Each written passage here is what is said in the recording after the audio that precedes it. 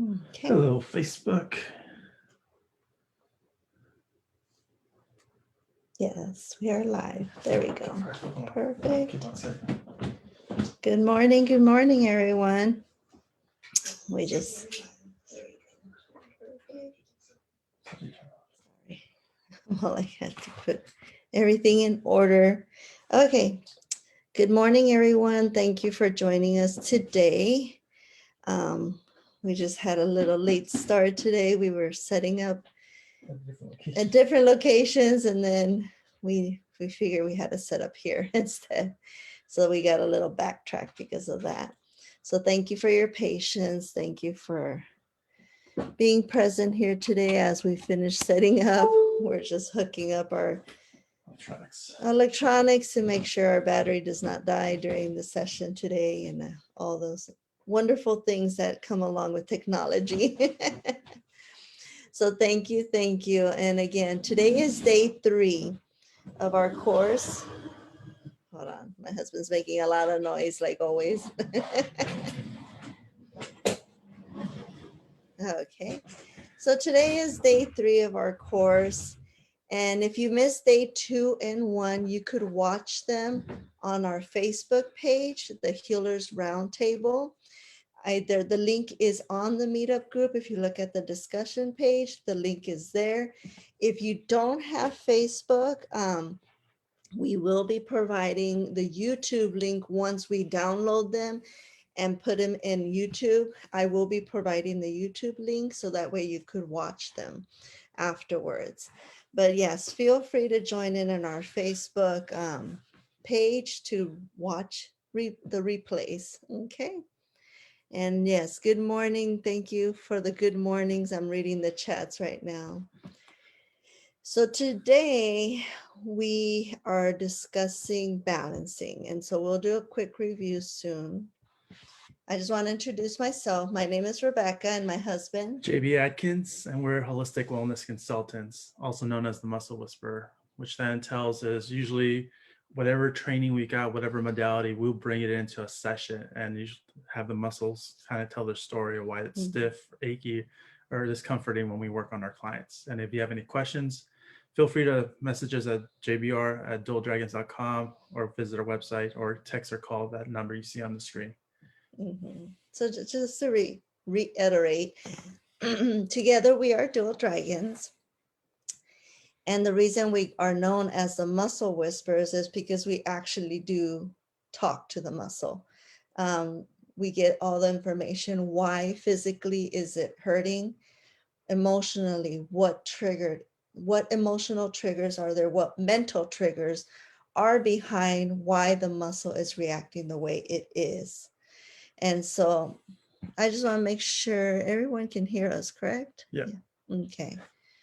And we usually use the reference as, or the metaphor is your body is a map, and it tells you where things are. And then on a map is usually referred to as true north, map north, magnetic north, which then we translate to mental, emotional, and physical as a guiding system to your display of your body to kind of give us an idea how to address or guide you for your self-healing journey. Okay. So with that, like he said, my husband said, feel free if you want a 30-minute free consultation to set that up with us. And so you could get more information on how we work. And now we're going to do a little quick review of day 1 and day 2. So day 1, we talked about developing protection. So it's about setting boundaries, staying grounded, detaching from emotional attachments, because we know if we let our mind be dictated by our emotions, instead of having the ability to respond, we just react. And sometimes our reactions are not to our best benefit. So that's what I mean by that. And then learn to walk away from overwhelming situations. That's very, very important, learning how to walk away from that. And then also taking the time to be alone. It's very important to have that alone time. I do it a lot. My husband, not so much. Everyone is very different, but I myself, there's moments where I push him away and I'm like, I really need some alone time because I'm being overwhelmed. And that usually, I think people with high anxiety can relate to me because I do suffer from anxiety. So that alone time helps me to reground and to find that balance that I need. And also creating that energy bubble, that field of protection. It's very important that you do that daily. I have a little ritual. I have like a little thing where when I wake up in the morning, the first thing I do is stretch. And then I just kind of go through this process of how do I feel? I do a body scan. I kind of just get a sensation of every joint. Is something achy? Why am I achy? I should be feeling refreshed. What's going on? So I do like a little self check on myself. And then I'll ask my husband, like, you know what? There's a little achiness here. Can you help me out with this? Because again, checking myself is very important that I am well first before I go on to when we have to do healing sessions with clients. I make sure that I'm ready.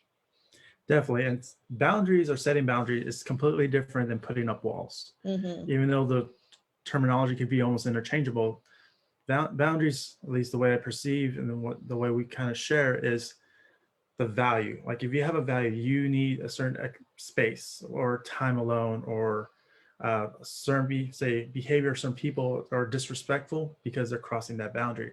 And being a healthy boundary is you vocalize, hey, either stop that, I'm not nothing against you, but please stop, or take that somewhere else, or if you're gonna be in my presence, this is what I'll appreciate. And Or just walk away. or walk away, like I said, the options. Yeah, you have the choice. This is a Setting boundary is making the choice of who you're letting in your bubble and who is not allowed within your bubble. Especially being a sensitive empath, and sometimes Mm-hmm. not exercising your gift to understand, is it this energy theirs or is it mine, or their energy invading my energy causes me to feel anxiety or depression or whatever it is that you sense. So Mm-hmm. this is one way of developing protection. Yes. And also learning how to merge the energies. Because there's some moments, like, say, in a work environment where you're in a store around a lot of people, you'll feel their energies and they're a little overwhelming. But instead of reacting to them, merge them. Merge them and find a way to balance it out where it doesn't affect you or you're not reacting from it. And so yesterday we talked about detaching from attachments. And they could be emotional attachments, mental, physical. Ask yourself first always, is this theirs or is it mine? Is this somebody else's? Why am I feeling this way? If you have no real reason why you should be feeling a certain way, I always ask, wait, I don't think this is mine. I don't even ask. I just know right away.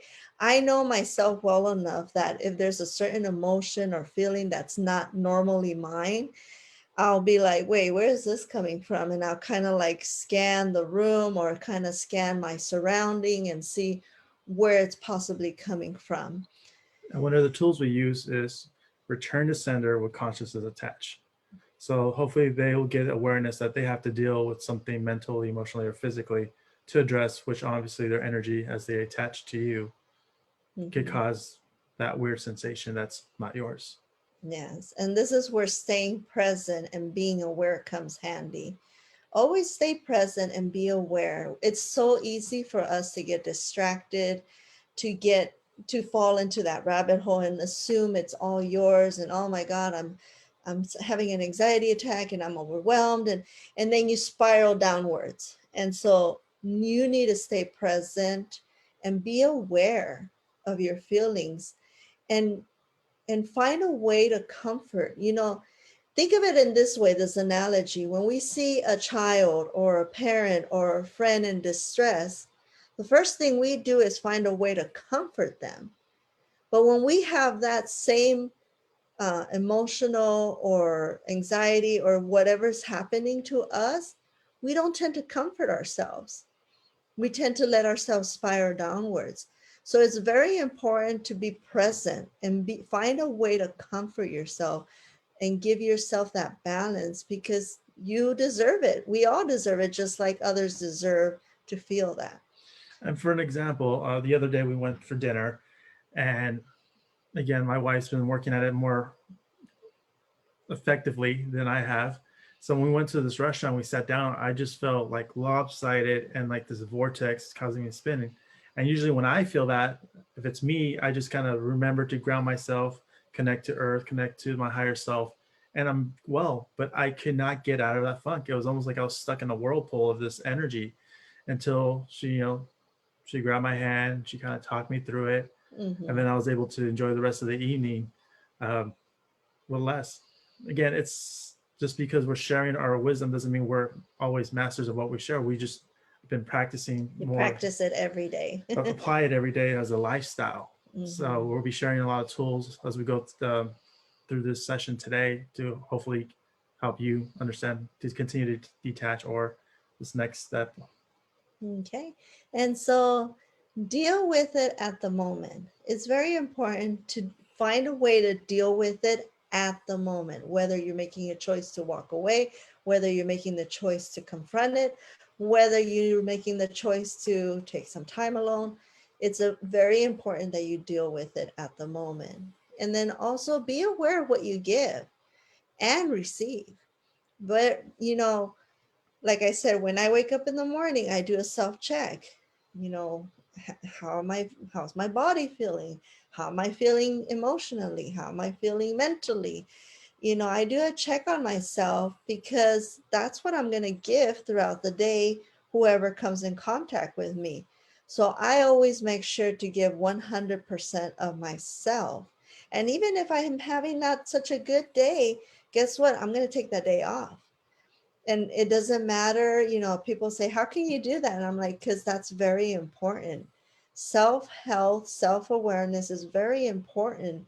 And I will take that time that I need to make sure that maybe within hours or within the day, I am giving 100% of myself again. And then she happens to be dating me, being trained in the military. You just kind of push through it, Yes. and of course, it causes a couple disagreements. But then I learned I can only speak for myself. Yes. I can only address my own emotions or detachments, while she does her in the way she is aware of her own healing to Mm-hmm. be balanced and her gifts. Yeah, like I explained in the previous day two, or no, it was day one. We all have our own style. We all have our own suits that we put on every day. And so it's very easy for other people to say, oh, just turn it off, or just do this or do that. No, just do, take tools, listen, and then do what feels true to you. What's your style? What makes you feel better? Because only you know how you feel. We don't, he doesn't know how I feel. I don't know how he feels. But on our communication, we could kind of figure it out, and then we find a way to help each other. So if you have that great communication with someone, close to you, that's great. So you guys could process it together. But if not, find a way to process it, what feels true to yourself. And then also be aware of your thoughts. Is it your ego? It's very easy to let our ego come into play. And like I mentioned yesterday, like I said, I'm constantly doing a self check. If I'm casting judgment on anyone and I'm not coming from a compassionate space, I will walk away, because I'm not being true to who I am. And so when I let my ego get in the way, I find a way to deal with it, step away, and come back in a compassionate way. And if not, if I can't do that, then I detach. That's it. I cannot work with this person, because I'm not going to give them a good 100% of me. So like I said, there's always a choice. And again, she'll explain in a moment like her healthy way of detaching versus me when I perceive what detaching was is more like suppressing and completely ignoring my emotions, which made it really challenging for me to progress or manifest in my life or to be grounded, especially not really detaching from these emotional detachments because I ignored it. They stayed, and it was almost impossible for me to free myself until my wife kind of reminded me how to do it more appropriately in a healthy manner. Mm-hmm. And so that was from yesterday. And so today we're talking about how to managing how to balance yourself. And so meditation is very important. Even if you do, I know Cece said 15 minutes in the morning, 15 minutes at night. If you still don't have that time block, you could do 5 minutes. Do some form of meditation, whether it's sitting. Some people can sit and meditate. Others have to move. They just have to move. So like my husband, he has to move. So we do a Tai Chi, which is a slow movement, but there's some movement and you just close your eyes and meditate with that one specific movement. So it helps for the people that cannot sit still. So Tai Chi is a very good way to meditate with slow movement. And there's many definition out there what meditation is, and I think the one me align with the most is so much of quieting the mind to connect to my higher self as well as my ego. Really have that personal moment to really address a conversation, but not so much with everyone else's emotions. Is just providing that space for yourself. What I call a sacred space. You need to provide that sacred space for yourself, a place where you feel that you could just unwind and rebalance, reboot, recharge. and not everyone has a physical place to do it, and that's why we'll walk you through today how to do a mental version of it so that you could kind of go there. And breath work. A lot of us do chest breathing, and chest breathing causes your chest muscles to tighten up actually more. So this is something we work a lot with our clients, teaching them how to breathe through their belly. You want to stand real quick? I have my husband stand and show his lovely belly because so when you're inhaling, your belly expands, and notice his hand on his heart, his chest is not moving. So this is the only one so when you want to practice on yourself, put a hand on your heart, a hand on your tummy, and you're focusing on only moving the hand on your tummy. So when you inhale, nice deep belly breath, your belly's going to expand. I know it doesn't look beautiful. A lot of us are like, no, that's self-conscious. It's okay. It's okay. It's very important to breathe through your belly. And so inhale, exhale slowly. When you inhale, you want to try to expand it as much as you can. And then when you exhale, you want to really work, because there's a lymphatic system. Our main lymphatic system is here. Which helps with detox. Which helps to detox, which helps to get that fluid going through your body. So the more you have that intentional breathing, your health overall improves also, because it's going to move the lymphatic system and circulation, and we want to get that moving to rebalance, to be in homeostasis. I'm sure many of you research, there's so many different breathing techniques. Again, find what's true to you. Some people need to breathe faster, more athletic. You just need that little kind of jump. And some people want to breathe slower to kind of slow yourself down and just take your time. But again, find your pace. Okay. And then another good thing, like I said, forming relationship with other empaths. Someone that you can communicate, that will understand you, what you're feeling, what you're going through, because in that way they can help you. Oh, this is how I deal with it. Maybe that can help you. Or this is how I deal when I'm in the store, or I'm around a lot of people, or I end up at a party and I could just feel their energies and I feel like I'm going crazy. Maybe they could be that one contact that you could text at that moment, like, help. I need someone to help me rebalance or recharge, because I'm feeling like my energy is being drained by all these vampire energy. So it's very important to have that one person that you could connect to. So form that relationship. Like Patty shared with you yesterday. What was no that? matter what time you ask for or call. Oh, yes, yes. Yeah. Whenever I think of Patty, she could feel me. So it's a very, it's a very intimate bond. And I have that with my husband too, where if something's happening with me, he's there and asking me, like, what's going on? What do you need? And so just having that special bond and relationship is very helpful with someone that is like you and, Or an at least empath, understands or at least understands. to And it's, respect your boundaries. That at the beginning, I could feel like when she detaches, and then I'm like, and no, I'm like, no, get off me. I'm like, I need my alone time. And it took me a little while, again, not understanding the capacity and my energy and how it affects her. Again, that's the self-awareness of what you give and receive that we shared a moment ago from yesterday's Yes. session. And so also trust your intuition. I always tell people, especially clients, because sometimes they'll tell me stories how they went with another, therapist, and the session was horrible, and but they stayed there, they went through the session, and I'm like, why didn't you stop it? And they're like, well, I didn't want them. I'm like, no, no, no, no, always trust your intuition. If you're in a situation, in a place, and your body's screaming like, no, get out of here, run, listen to it, trust your intuition. Your body is your number one cheerleader. And so when something doesn't feel right, your body will let you know. When something feels good, your body will let you know. So it's very important to trust your intuition. And that's why we use the metaphor or the reference, your body's a map. And it's up to you to declare the ledger what each sensation means to you, a warning or self-awareness, or we need to address this.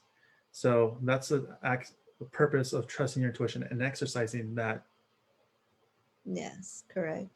And so again, a lot of self-love, a lot of self-compassion.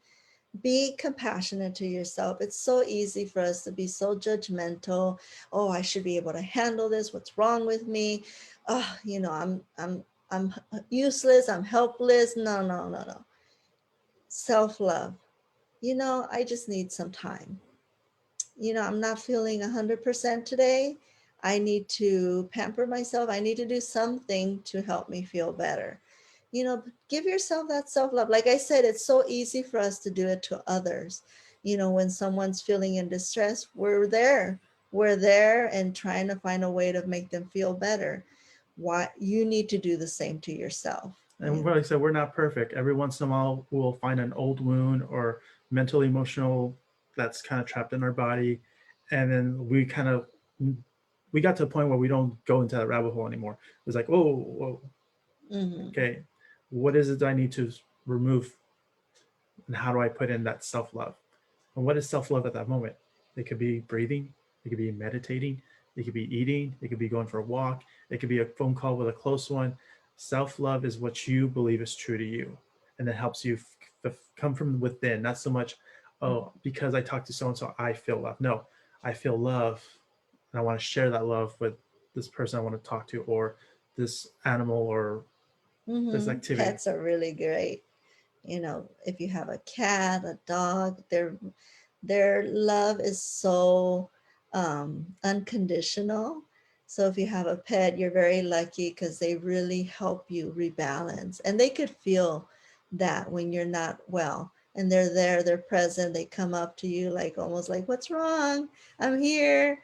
And then also another thing that I love to do when I'm feeling really like off balance and it's an off day for me. And I always tell my husband, I'm like, it's time to go to the beach.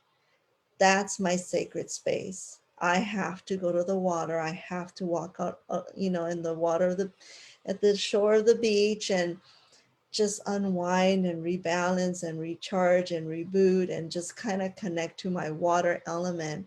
And that just really helps me just kind of clear off whatever clutter I tend to build up within my body. And in this picture it shows it really well when you are able to just really connect with your body and just feel what is it that's bothering you inside, or what's going on, and just really have that self talk with yourself, that self compassion, self love, It's like, how can I make myself feel better? And for me, it's, I know when it's gotten to a point where I'm going to explode, I go to the beach. That's my way of, really rebalancing, detaching. I'll touch through the water. I'll have every wave as it comes in, it's bringing in new energy. And as the waves go back, it's taking away all that stuff that doesn't belong with me. And so I love using the water for that purpose. And at one time where we pretty much our wedding rings falling off, Yes, so much we. inflammation we carry, especially as empaths, Hmm. and we want to hold and help our clients or people around us that we care about, or for those just learning what empath is, just sometimes we carry emotional or energetic of others. It Like, does affect us physically. So we'll notice that all of a sudden we lose all this inflammation when we do that exercise, and then our wedding rings always fall off. and there's times that we can't go physically there because our schedule or where we're located and the restrictions of the hours at the time. So we can mentally we kind of do a visualization. We put some ocean water for Yeah, the us. sounds, some music, ocean water music, anything that can help you. And then also try to eat healthy. A lot of our foods do cause inflammation. A lot of our foods are not benefit for us. And so find out what helps you feel better, what foods help you feel better, and what foods do not, and avoid them. And also drink plenty of water. It's really important to hydrate when you're an empath, because there's just so much energy that you're giving and receiving at the same time. So it's very easy to dehydrate.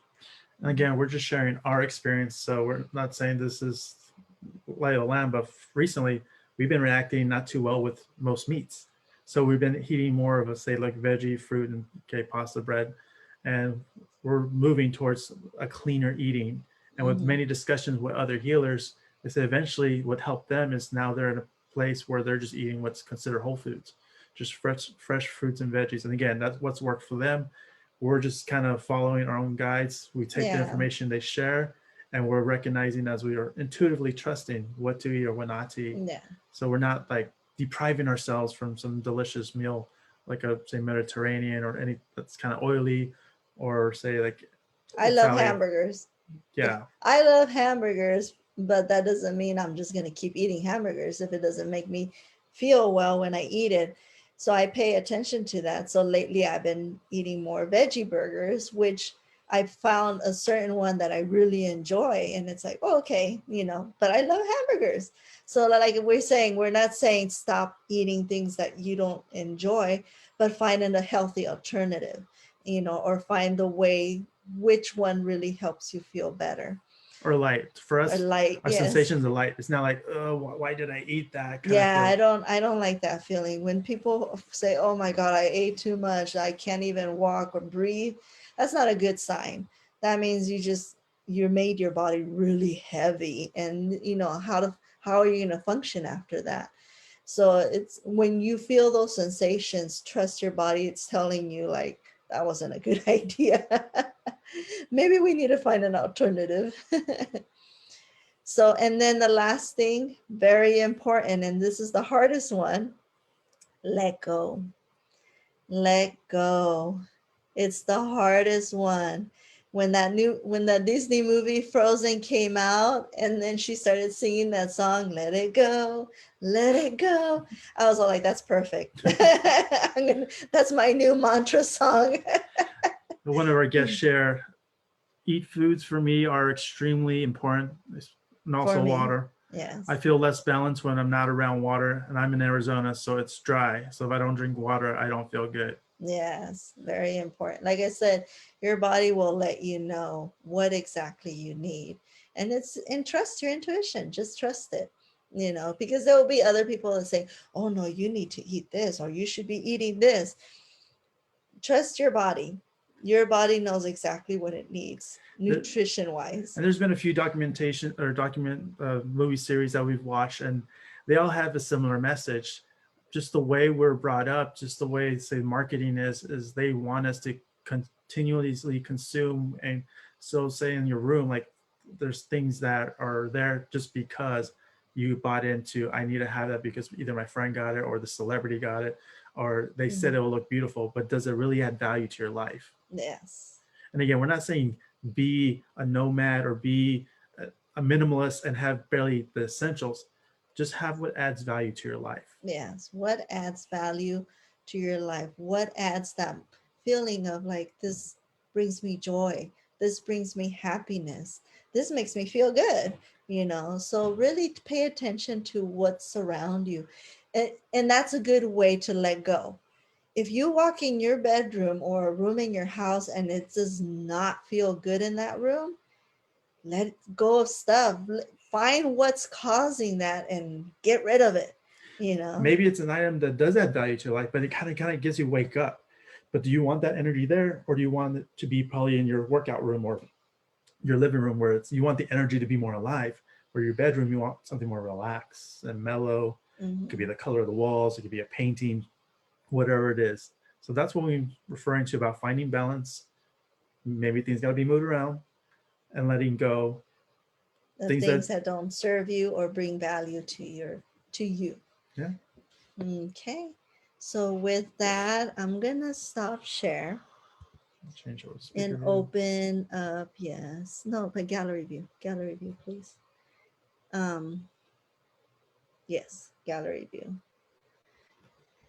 I wanted to open up the chat box. So if also help them, you can unmute if you have any questions. Do you want to share anything, an experience? We have ocean beach pictures and the color blue in our bedroom walls and seashells from our travels. I know, I love that. I actually have seashells in my vanity too. And I have like a little water fountain that I'll turn on once in a while when I can't go to the beach. Questions? Yeah. Excuse me. I just haven't been feeling good the last couple of days. Okay. Speaking of, but mine's because of the autoimmune disorder. Yeah. Let's see here. Oh, I wanted to share just because yesterday we were talking about different types of empaths, and I've been just started reading a book about empaths and highly sensitive people. And she listed the different types of empaths. So I don't know if I could share that. Yes, correct. That would be. Okay.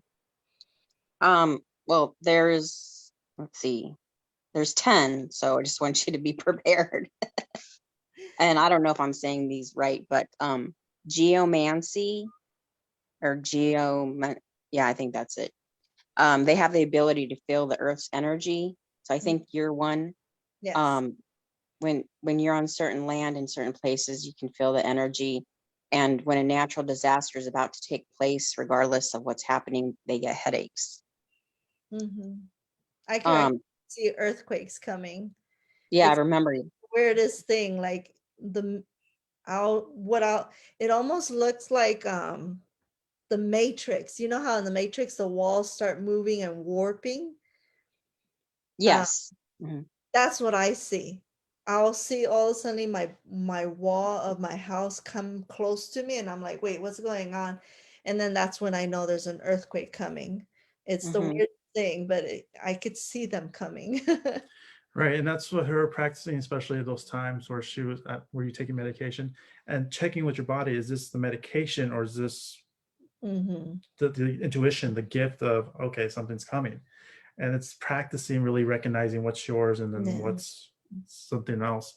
And I recall the same thing, just kind of seeing, why is the land moving like a wave? And then moments later, earthquakes happen. So. And what's the next one, Mia? Telepathy. You have the ability to read thoughts of others. That one. Yeah, I know. Well, I claim I can read my husband's mind sometimes because, well, seriously, it's really weird because he'll just look at me and just get one or two words out and I'll already answer his question. And it doesn't happen all the time, but it happens sometimes. And he can, we're so like, our minds are so together sometimes, like we're so on the same track that he can do that back to me, like,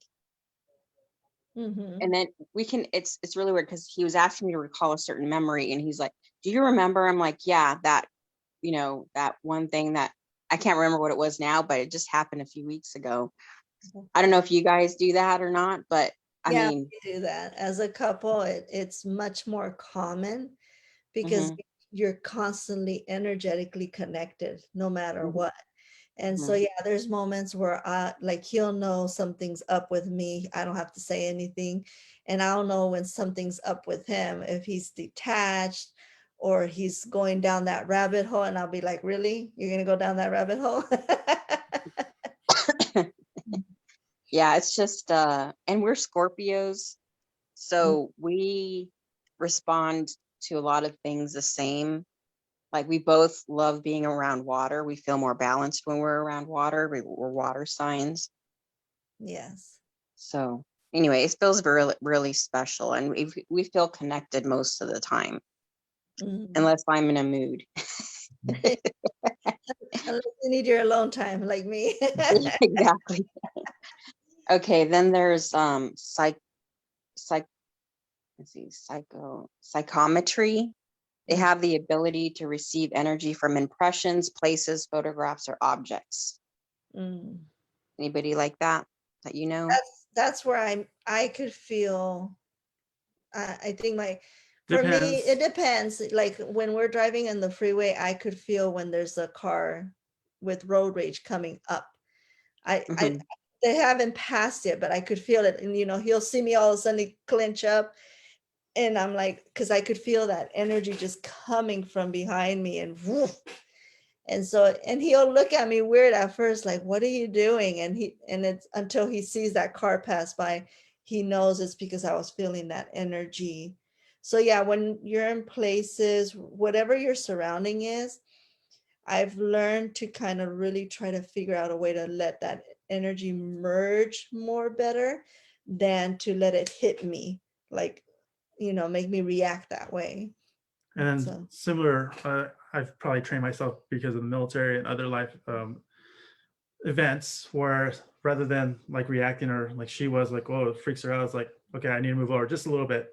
And sure enough, it was just enough for them to miss us, whether or else we would have been sideswiped or like, mhm, all right, let me just shift over another lane. And even though it'd be a while and then this vehicle or driver would come by and we recognize it, like say in movies or photos too, that yeah. sometimes we'll pick it up if we do connect, or sometimes it's just Yeah, like in Arizona, if we drive by this certain place, where was that place where that casinos are? And you were telling me, oh, this is Native American. I could woo, feel that yeah. energy there. Like it's just, I was telling him, like, oh my God, like, what is this place? I could feel like this surge of energy just coming from the land. And Uh-huh. you know, and he'll tell me like, oh yeah, there's a lot of Native American casinos here. I'm like, yeah, you could feel that Native American energy just Some of it not in, happy. yeah. And so yeah, I do have that sensation sometimes depending where I'm at. Hmm. And again, it's Um, to exercise. Mhm. this one you guys definitely are. Physical healing empaths. The ability to feel physical symptoms of others in their own body, which they can use to promote healing. Yes. And then I'm this animal communication, the ability to feel, hear, and communicate with animals. Mhm. I'm a little bit of the I felt earthquake stuff come on too, which was really odd because we don't really get them here in Arizona. But I felt an earthquake, and it was in El Paso. It was just happened this past year, Mm, and I have family that lives in El Paso, so maybe that's why I felt that yeah. connection. But emotional healing, the ability to feel emotions of others. I think most of us have that. Yes. Nature, the ability to communicate with nature and plants. I have that too. And then mediumship, the ability to feel the energy and the presence of spirits. That one's Um, that one's me. I'm yeah, always I'm always feeling other people around me. Like I could tell, even with clients, as if we're doing a work with clients, or if I'm by myself at where I work at the facility, I'll Mhm. all of a sudden I'll feel people coming in my room, and I'll be like, oh, we got visitors. And a lot of my clients have experience when they come in my massage room at the facility I work at. They've gone as far as making noise, like if they put something in, there's a little bowl in next to on a little countertop, there's a Mhm. little bowl, and I'll be massaging their feet, and all of a sudden you'll hear, like if they dropped a coin or something in the bowl, you'll just hear like ding ding. Hmm. And it's very interesting because my clients like, you're at my feet, right? And I'm like, yep. They're like, you heard that, right? And I'm like, yep. I'm like, we have visitors. It's okay. But they get a little freaked out because they're like, what is that noise? And I'm like, oh, we have visitors. I remember you used to share that, like one of the rooms that could not get filled with a therapist. Like there was so Yeah, much activity. there's certain rooms there in that facility that have been empty and will stay empty because The energy. for some reason, whatever used to be there or what's going on in that particular site, Mhm.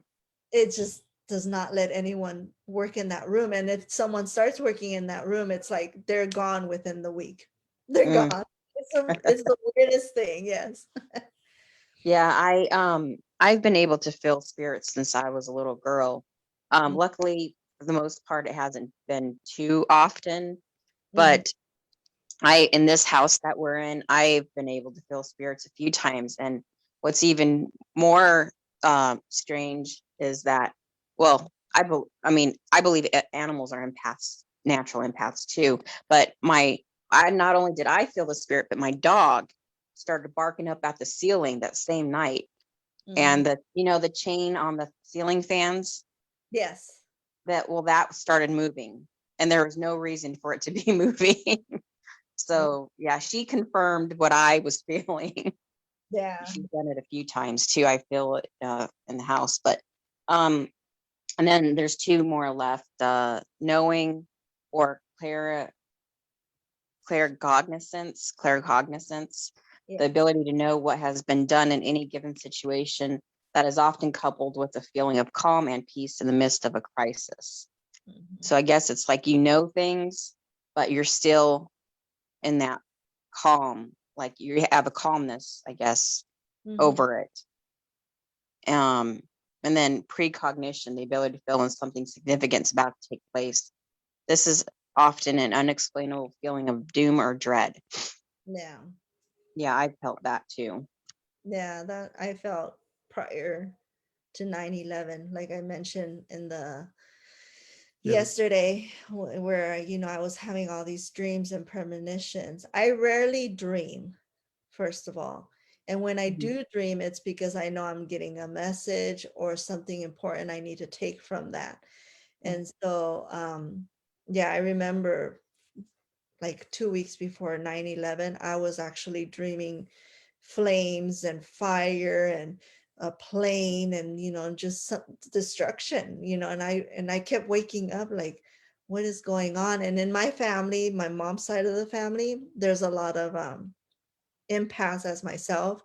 And I have a particular aunt that she's a very highly sensitive empath. And I remember calling her and telling her, like, I've been having these weird dreams. Have you been having them too?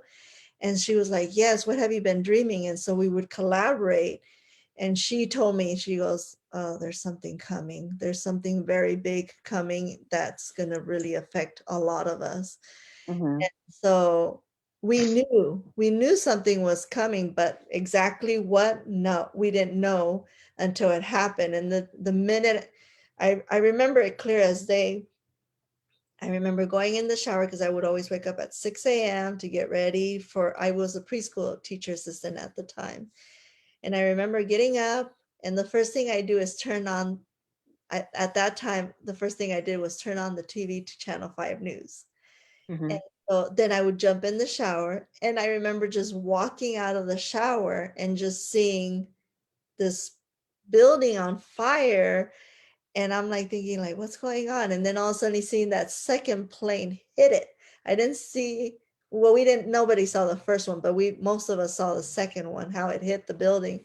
So I remember just being like zoned out. Like at that moment, I literally just plopped myself on the bed and just was like in a daze. And I couldn't even, at that moment, I felt very surreal. Like, is this for real? Am I watching a joke? Is this a joke? Like I couldn't understand how this was actually happening. And it was just it was a bad day for me. I just remember that day. I even called work, like, are we still, going to work? And they're like, yes. And I was like, okay, because I keep hearing that they're, telling people to stay home. And are you sure? And they're like, yes. So I ended up going to work, but I very much felt like a zombie all day. I was very disconnected, very disoriented. And like at the, it was interesting because that day in our preschool, only 5 kids out of 20 something kids, only 5 of them showed up. So I was thinking in my head, why didn't we just close? Like it made no sense because it was obvious that it affected a lot of people and people were just not leaving their homes. And so I only do 3 at that time. I was only working 3 hours. I'm like, okay, whatever, 3 hours with 5 kids, it was okay.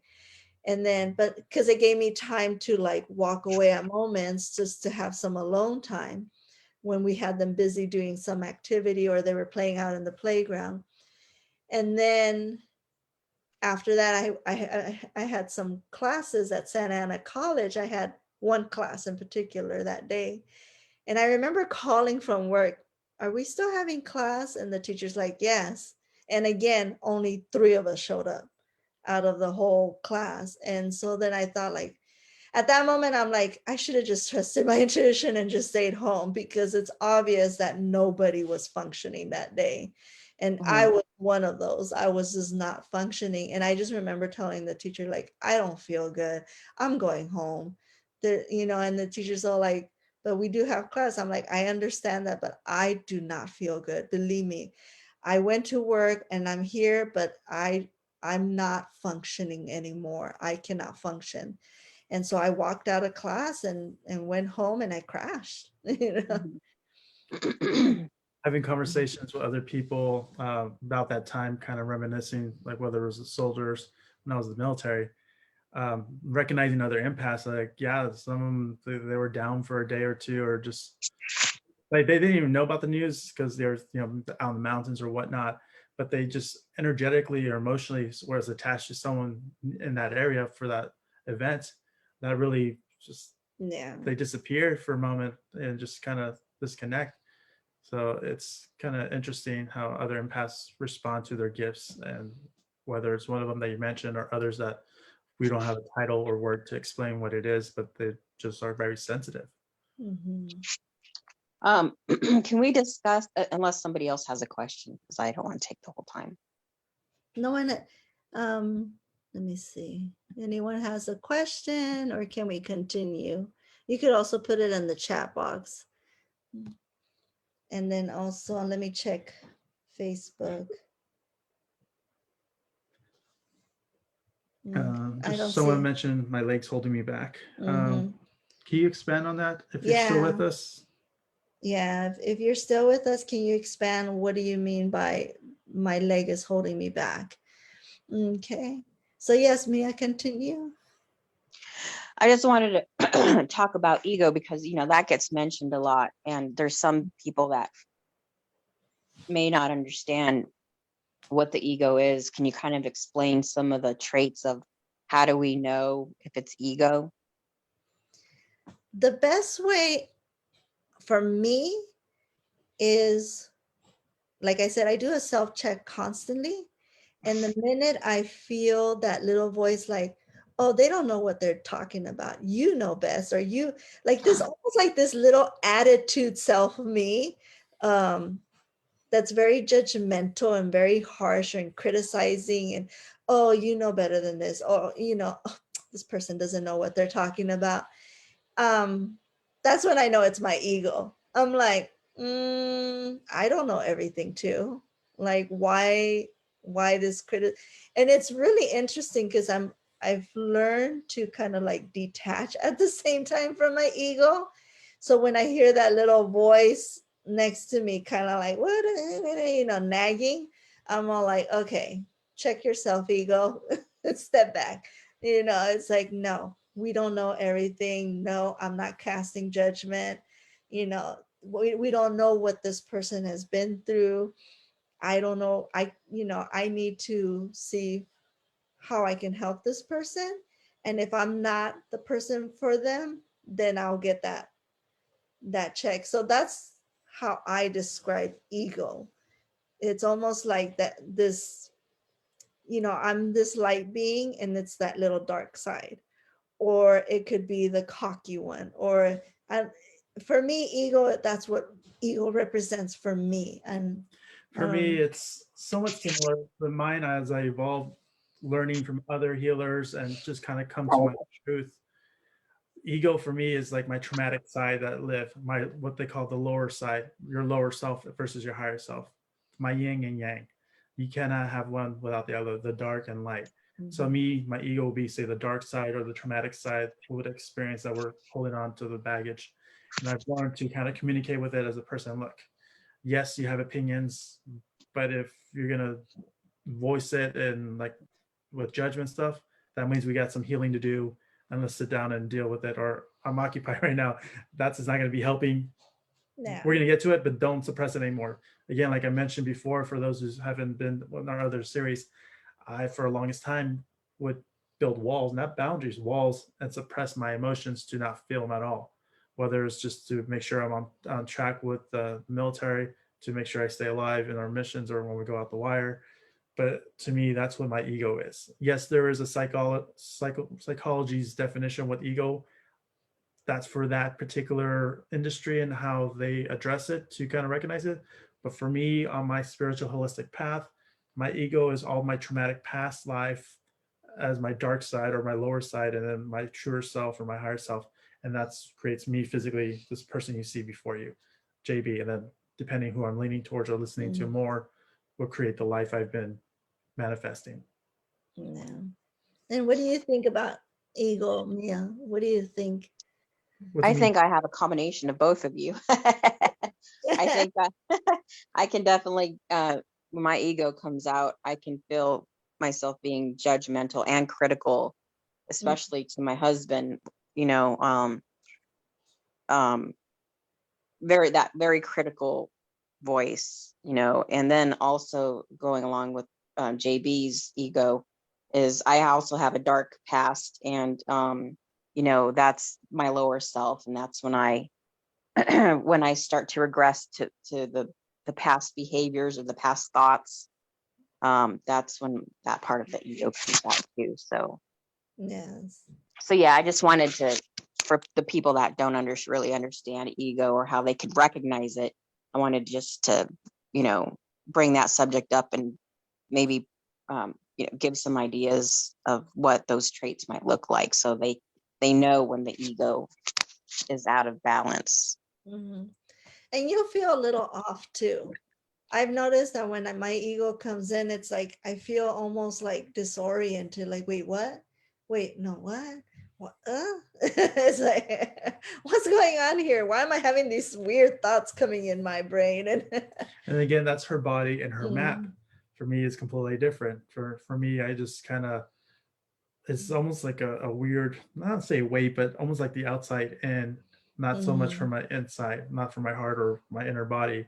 So that's when I recognize it's not mine versus mine, is kind of recognizing the sensation, my map, and how I'm told what my ego is to me. And okay, now I got to address it. So just, again, that's why we refer to the body as the map. And then you got to label your ledger as kind of describing sensations. Like, especially for me, when I work on clients, or after I'm done with clients, sometimes my neck gets tight. And from my interpretation, what that means to my body is the lack of emotional flow and plus attachments. Like I'm still almost like siphoning, being a very vulnerable thing, and blood flows through the arteries and of your down your throat or along the neck. It's almost like I got to detach because I'm not serving them anymore. The session's done. Mm-hmm. There's no need for me to give them my energy or they take my energy, so to speak.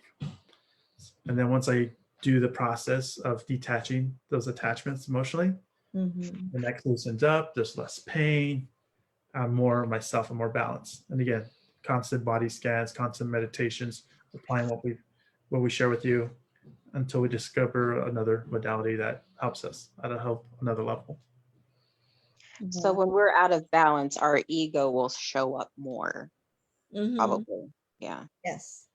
Yes, it does. I remember, just to share an experience, when JB and I started working together, I would call it his Jesus mode. Like we would like start working on clients and he would just like almost like a cat pounce on them, like, oh, let me help you, and let me do this, and let me do that, and let me have, and I would look at him like, what are you doing? And that was because I was giving him an ego check, like, you need to check your ego and step back. You're not Jesus. We're all imperfect beings, and so he was coming off of a place of where he was letting his ego run the session. And so it was very interesting dealing with that part of his ego, like, you need to check yourself, because you're coming off very like a know-it-all, and we don't know everything. I want our clients to understand that we're trying to meet them at their level and not have them see us as above them, because we're not. We're all connected in the same sequence, with different experiences, with different knowledge, but we all connect in the same way. And so I had to tell them, like, it's not a bad thing. Sometimes the ego does help us out a bit, but don't let it run the show, Mm-hmm. So it's very important to do self-ego checks constantly, because they like to run the show. They're the show-offs. And again, this is our definition, how we acknowledge or are aware of our own ego. Mm-hmm. Take what's true to you and discard the rest. And hopefully this gets you started, if you've yet to discover what your ego is, to kind of find you on your journey to kind of what are your signs and tales of you addressing or dealing with your ego. Yeah, I think it's, oh, go ahead. No, go ahead, Mia. I was just agreeing with him. I just said, yeah. I think it's very important. I mean, since I've discovered my empathic gifts, I've discovered how important it is really to find a community of empaths, which I have. I found about 3 of them in different sources, Meetup and Facebook. Yes. It's very important because, first of all, you'll learn to your gifts being around other empaths. Plus, they will if they are confident empath, they will check you if your ego shows up. But it's just sharing knowledge, sharing a lot of knowledge, sharing a lot of things that work, and for them what may not work. It's just like sharing, how businesses share best practices about what works for them. I feel like the empath community, it's just another tool also to kind of expand your gifts, because maybe you didn't know it was a gift, but somebody else has the same thing you do. And so, and then also how to work through balancing more, and different tools that they have used. It's always good to find out what other tools others have used, because you may not be aware of them, and then try them out. And if they work for you, great. If they don't, then just leave it and go on to the next thing. But also just to bounce off your day with another empath too, just and finding different ways to ground yourself also. So I just feel it's very important. There are a lot of empaths. You wouldn't, if you're a new empath and you're just exploring it, I would say, definitely get yourself connected to an empath community. It's very important. Yeah, they it's great to build a community. You know, Mhm. that's what communities are for, even in churches, that church community, they all have a common goal, they all believe in the same thing, also communities like, clubs or, yoga communities or the gym or, there's every community has this a purpose and a way to service each other, to have much more successful, whether it's your physical body or your mindset or, you know, it's really important to be a part of a community, because I always say that when you stand alone, it's easier for someone to knock you down. But if you stand in a Mhm. group, there's just no It's way. a little challenging. Yeah, that you're not vulnerable. And that's what it is. It's just not being in that vulnerable state where you could be knocked down easily. I think one of our guest speaker, Erica, said it best. Like, this journey you're on, recognizing your empath or whatever gifts you want to hone in, you're hopefully your goal is to be your own pillar, so that you may Hmm. be that support if someone feels like they're knocked down, to kind of make sure they still stand.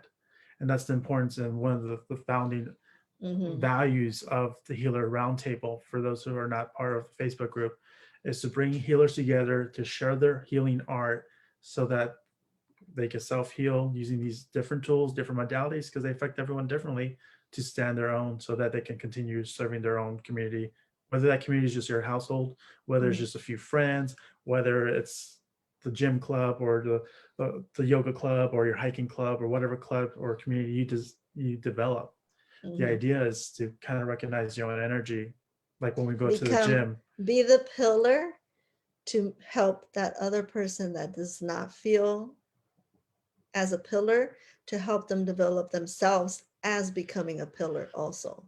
Mhm. So that's the end goal of the community, where everyone feels that they could stand on their ground together but not depend on each other. And that's the most important part of building this empath community, where, like you said, where we could keep ourselves on check and not be dependent on each other to feel better, like, oh, try this, try, do this. It's very important to find that person that's going to, like you said, keep you on check and have you do that self work, like, well, try this, or have you tried that, and work on this, why don't we, okay, let's process this, what's going on, for you to be able to stand back on your feet and continue functioning, you know instead of just on each. I don't like, when I come across people like that, where they're just too dependent on me. Mhm. That's where I try to push, like, nope, don't depend on me. I'm not that quick fix. I'm not that pill, like Mhm. that, Yeah. like Advil, that quick fix to bandage you. No, I'm not doing that. I'm not going to permit that. It's like, no, you can do this work. You are capable. And You I know. was on that similar journey when I got out of the military. It took me a couple of years to, all right, let me go seek awareness. And I started getting invested into personal development. And from then till now, till before I met Rebecca, I invested tens of thousands of dollars. Okay, maybe I should be a speaker. Maybe I should be a coach. And then because being an empath, I was picking up their desire, whoever that person that was teaching me or Yeah. training me, their desire to be what they are. I did not check in with myself. I didn't check in with my ego. It's until Rebecca was like, "Hey, check it." And being honest, like, I did not lose the money. The valuable lesson that I was aware of is that I'm empathic, and I was just picking up their desire to grow and to go in that their journey of speaker, coach, um, this or that investment, and You also did like bar lines and, like different uh, programs. yeah. I went back, got the tools that apply for me. I keep using them. But it wasn't until she checked in. I was suppressing my ego. Again, I didn't know I was living off my ego, and I was suppressing my emotions until she started checking me. Like, okay, I got to do some more work and continuous work. Not when set it and quit it kind of thing that does it automatically. You just got to do a daily check in. You have to do daily routine for maintenance, whether it's learning something new or applying what you've learned. And that really got me within, her being part of my community, then opened up the doors as I cut the cord with other unhealthy relationships. Those were enabling to kind of open the door for other opportunities for other people to be wanting to collaborate with us. Yeah. Any other questions? I don't see anything on Facebook. I have a quick kind of question, I guess. I've been sitting here thinking about how to formulate this.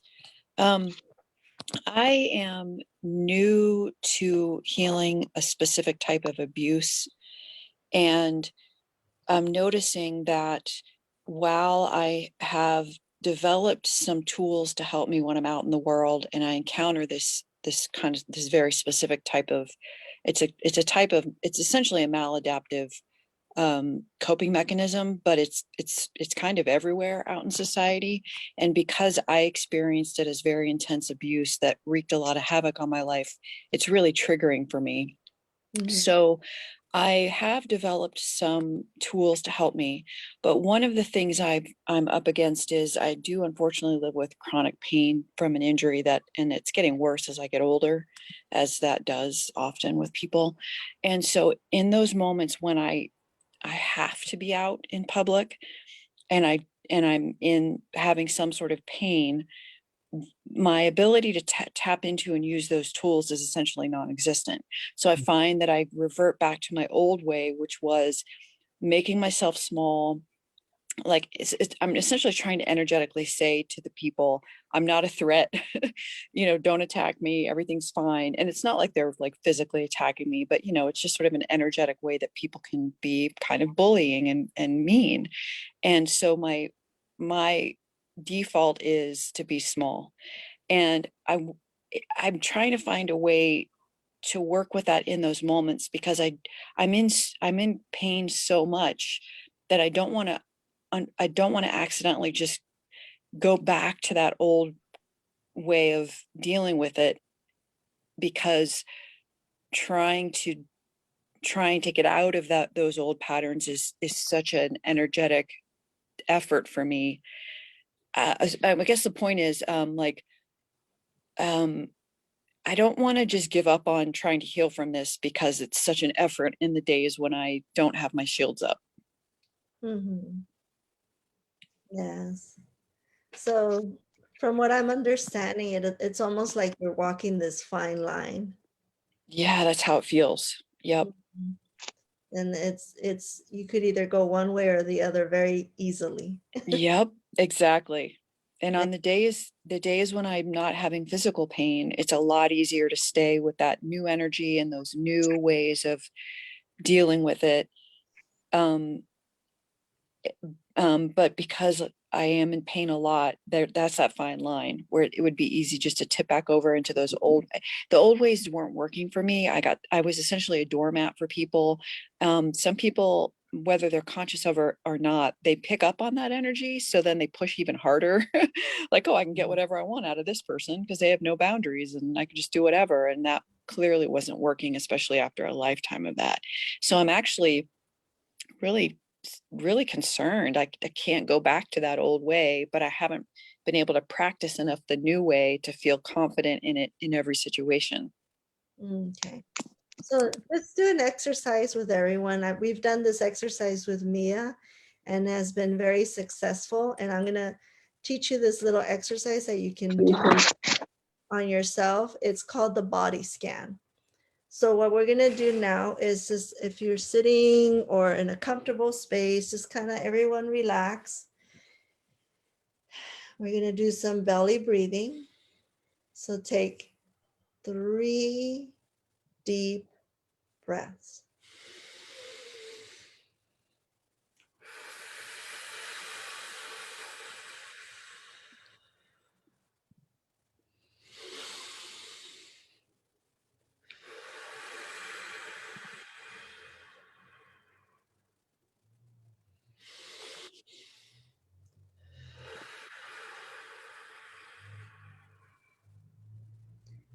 Now, what I want you to do is just focus on your toes. We're starting right at your feet.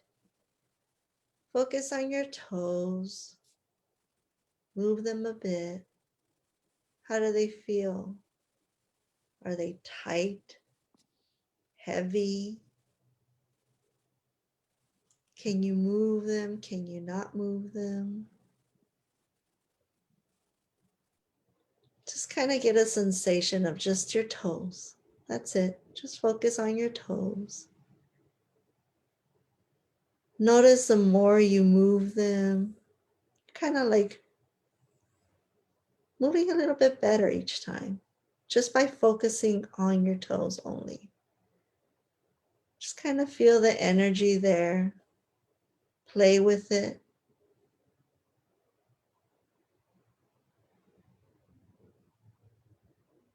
Now from your toes, go up to the ankle.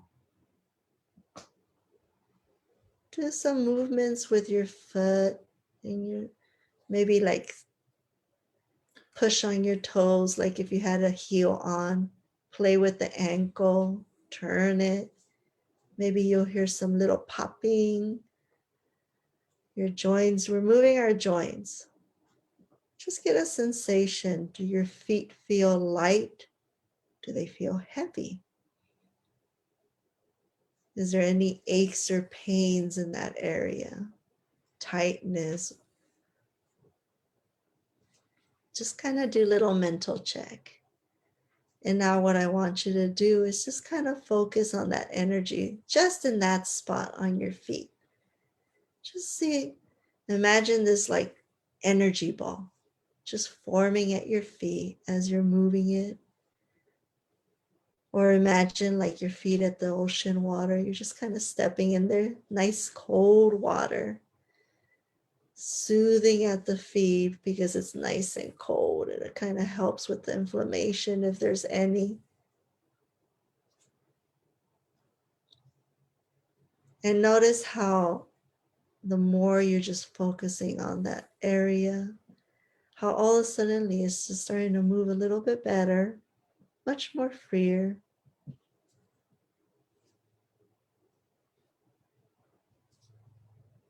Now we're going to go up to the knees. So now we have our toes, our feet, up the calves to the knees. Kind of like push down on your feet, like if you were driving, when you push on the gas pedal, activate your calves. Move them around. How do they feel? Do they feel tight, heavy? If there's any heaviness or tightness, just imagine this ball of energy just kind of like floating around there, surrounding your muscles, your bones, your energy. Play with that energy ball. And notice how all of a sudden your calves, your ankles, your feet, they're starting to move more.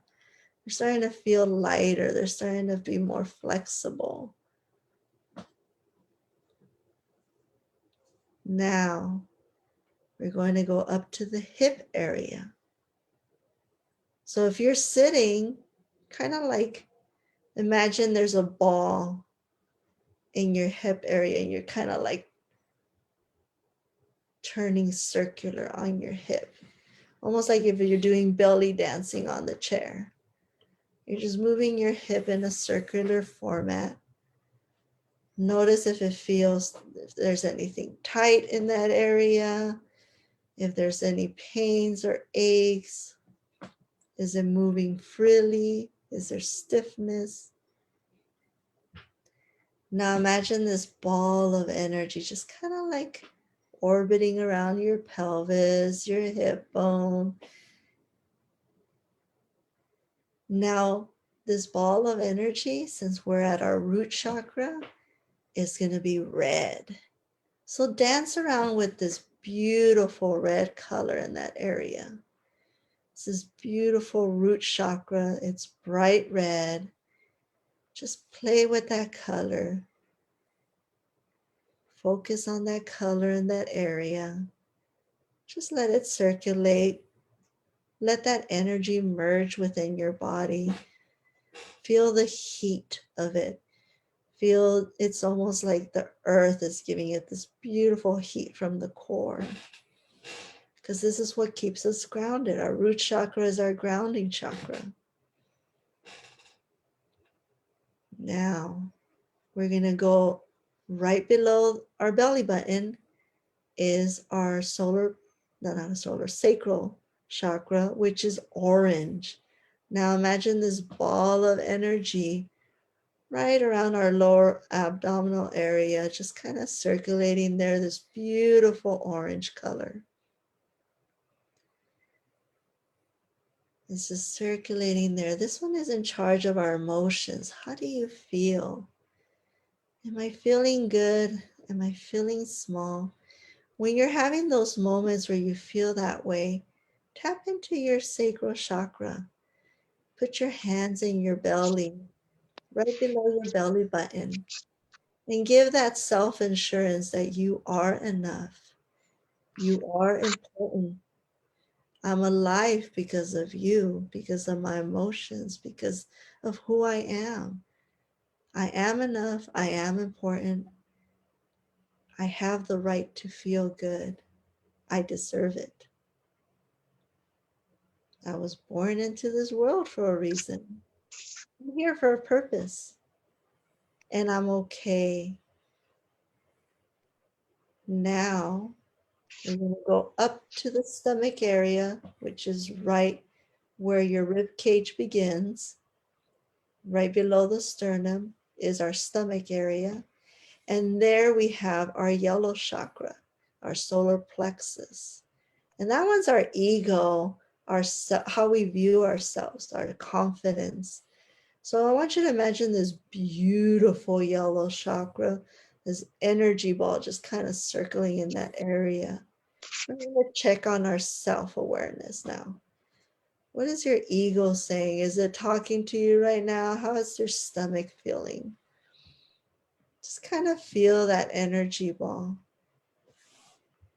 and check it and say, I've had enough of you telling me that I'm not enough. No, no, no, no. We're going to stop that. We are enough. Ego, it's time for you to check yourself. Okay, and just play with that energy ball. Notice how you're getting more movement in your waist. I'm kind of moving in my chair back and forth, side to side, kind of dancing with it. And the reason I'm moving is because I'm helping that energy just flow and move, get it unstuck. Because I think sometimes we tend to get stuck. We let ourselves get stuck in a thought, in a place, in an emotion, A story, a rumor that was never yours. Just let's unstuck it. Let's move that energy.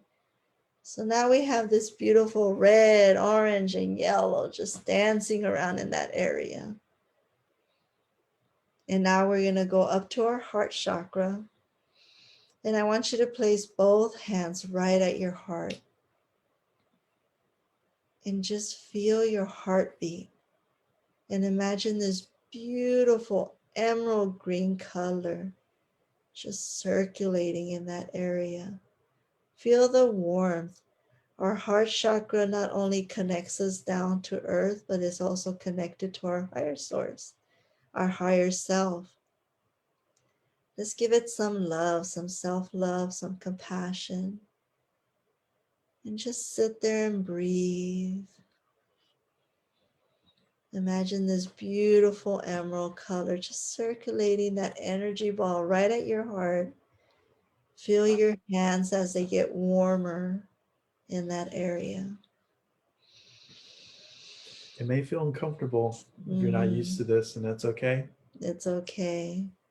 So I want everyone to take 3 deep breaths into your heart chakra.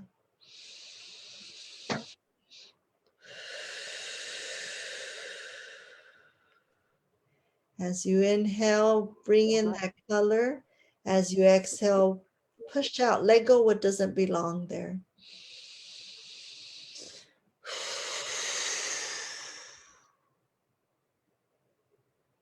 Now We're going to go up to our throat chakra, which is this beautiful blue color. And just imagine this ball of energy. This is our communication chakra. This is the one that helps us speak up. And when you need to speak up for yourself, make this blue color just radiate and say, you know what? It's time to speak up. It's time to tell myself, hey, you're okay. I know you're feeling this. Thank you, body, for making me aware. But now we need to address this. And I'm not going to let this be the fine line to trigger me, whether I go one way or the other, because I'm on this line and I'm going to stay here. I'm walking this line. I'm walking my path. I'm going to speak my truth now. And I'm going to voice it. And if I have to scream it, I will scream it. I will give my voice that power to speak for myself from now on. So this beautiful blue colors is radiating in your throat now. And now let's go up to our third eye chakra, which is right between our brows. It's this beautiful violet color. Our third eye chakra, the purpose of this chakra is to be able to give us that clarity to see. It's not really about psychic abilities, seeing what's going to come up, but making us aware of the choice we're making at the moment, how it's going to affect us within an hour, within that day. What choice am I making right now, and how is it going to affect me? How can I make better choices? How can I clear my vision to help me see what's a better choice at the moment? So give that beautiful violet third eye chakra, breathe it in, just make it circulate in that area. And notice how all of a sudden your brain is starting to clear up. All this heaviness in your head of overthinking, doubt, fears. Let's breathe those out. Let's push them out of our brain and just bring in that clarity.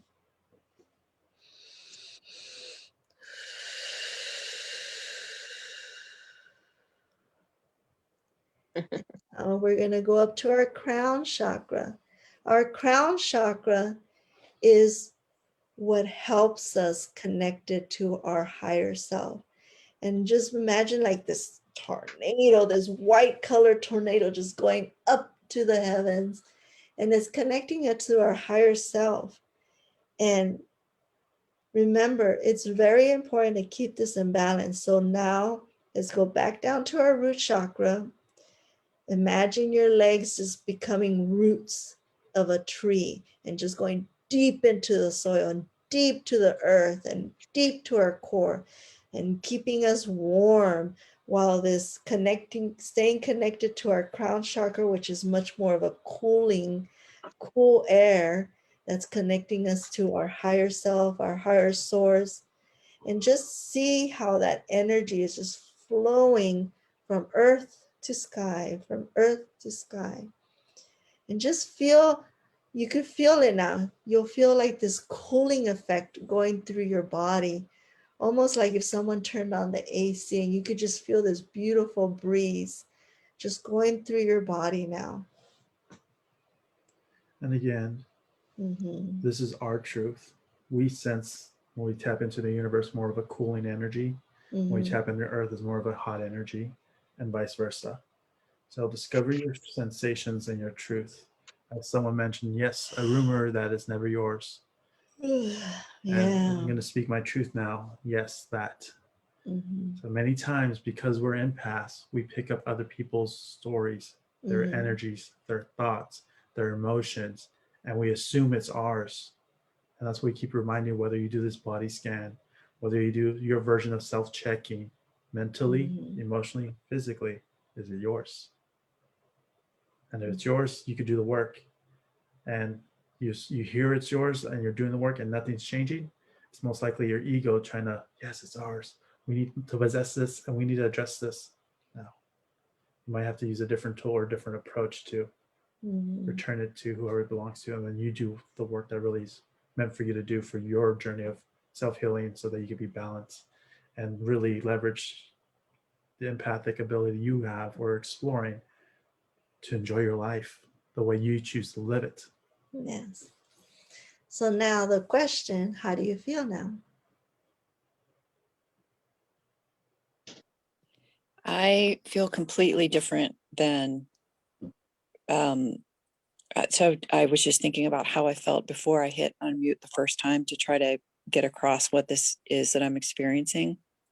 And I could feel not only the residual inflammation from the pain that I've had all week, but the anxiety that it creates and just that kind of daisy chain effect of things. I almost didn't ask the question because I didn't think I would be able to get it out because everything's so jumbled from what a week I've had. Yeah. And I feel completely different. The entire scan, being able to do it, when you first started it, I thought, like, I could feel the resistance to doing it, because when I get in these states, I'm sort of like, just give me the bullet point version. Let's just move on, And but then I kind of just, I was listening to your voice and I was visualizing the ball of light down at my feet, and I let myself just really get into the visualization and the sensation of it all. And by the time you were talking about how you guys experience connecting with the higher sources as cooling and with the earth as warming, something about that really resonated with me. And it felt like all of the separate pieces just kind of clicked into place, and everything felt like it just was like, yeah, it was wonderful. Thank you. I feel completely different right now. Yeah, that's an exercise that we like to use a lot when we're doing consultations via Zoom with clients. We do Strongly bodies, empath. yeah, we do body scans with them. We kind of give them that visualization. And the visualization that I was using is to help you focus and hone in on those areas, and then come to a realization where, like, they're right. Like, I don't need to possess this or hold on to this. I can let this go. Like, I have this beautiful energy within me that's so much more powerful than this pain or this thought or this emotion. And so when you're able to tap into your self source of this beautiful energy that we were all born with within, you'll notice the more you practice it, the more you'll feel better, and the more you'll be functioning, and the more you won't have to be, you won't, that fine line will feel like now a sidewalk, a nice road, a beautiful grassy nature path or hike. It's going to grow to where it's not going to feel like you're walking on a tightrope anymore. And I usually do a different metaphor, similar exercise, similar tool, where garden, because most people understand what a garden is. Mm-hmm. But then as I explore with a client, depending on what they're really passionate about, we had a client that's very passionate about museums. So their metaphor or idea is the museum. What does that room represent in the foot? Oh, it's a mummy, or it's this kind of skull. Or what, again, a garden. Oh, it's this tree, it's this plant. This other person was a forest. So it's more foresty, less flowers, and there's some water in there. And again, if you need that kind of visual, awesome. If you want to just focus on straight energy, this is like the bare minimum. It's just focusing on energy and the sensations, and really kind of asking the question: is this mine or someone else's? Someone else's story, someone else's rumor. Especially being an empath, not understanding or exercising the max capacity, what we can do with it to put up those healthy barriers and prevent for those unhealthy or what will be toxic for us. Might not be toxic for her, but might be toxic for me or triggering, and vice versa. Recognizing what's yours, what's theirs, and expand. Yes. I have something to offer to Tressa Ann. Two ideas. One is to check out the trauma series that the Duo Dragons did, like a month ago, because those really helped me. That's when I jumped on board with them. And then as far as inflammation, I have tons of ideas of how to lower the inflammation in your body, because I have dealt with chronic pain, and I've been able to manage it a lot better too, naturally, just by avoiding certain foods, just like somebody mentioned earlier. I don't remember who it was, but yeah. So I think addressing your chronic pain, the inflammation, and I think that will be that once you address that and start managing that better, you'll be able to focus more on the things that you want to, because you won't be focusing on the pain. Mhm. Yeah, definitely just kind of do like a little self check, like what times of the day do you feel most the pain, the chronic pain? What did you eat? What did you do? What were you thinking What were about, you thinking? or who Kind you're of, thinking of? yeah, do a little journaling, and that will help you find the pattern, because we form patterns. We're very, as humans, we form patterns. Habitual creatures. Yes. And so then you'll notice, like, oh, I'm doing this to cause this trigger. And it's like, what's going on? Why am I doing this? Do I And really need to do this? yeah. And then you'll start, like I said, start using that power within yourself. We're all born with it. And you'll notice the shift, the changes. Just right now, I don't know if you guys could see this, but I tapped in so much with my energy. My cheeks are rosy, rosy pink, Hmm. because my whole body is just like heat right now. And Hmm. it's not a hot flash. It's just this beautiful heat of energy that I could just feel in my body right now, because I really tapped into my self power. And my clients will feel it in my hands. They'll be like, "Are you using hot stones?" I'm like, "No, it's my hands." And they're like, "Whoa." And it's when I really tap into my self energy, what's within me, you could see it, you could feel it, your hands will warm up. You could see it in my cheeks. I have these beautiful, I'm looking at myself and I'm like, wow, it's really, I'm like, poof.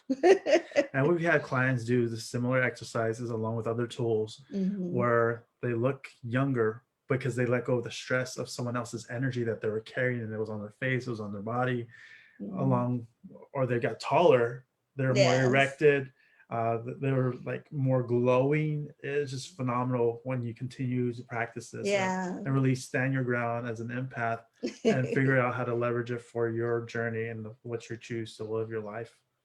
Yeah, so I hope that helped out. I just noticed the time right now. It is 10:04 a.m.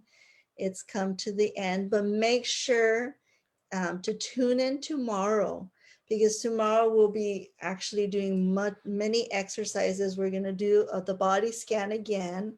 We're also going to include some sage and, just tips and tools on how to clear that energy. Because what we did right now was a way to clear all that, declutter, get rid of things that don't belong to us, declutter our body, and then just bring, just focus on our energy, and just really give it that empowerment. Like Patty said right now, you're glowing, you empowered. And I'm like, yes, I do feel that way. I feel very empowered at this moment.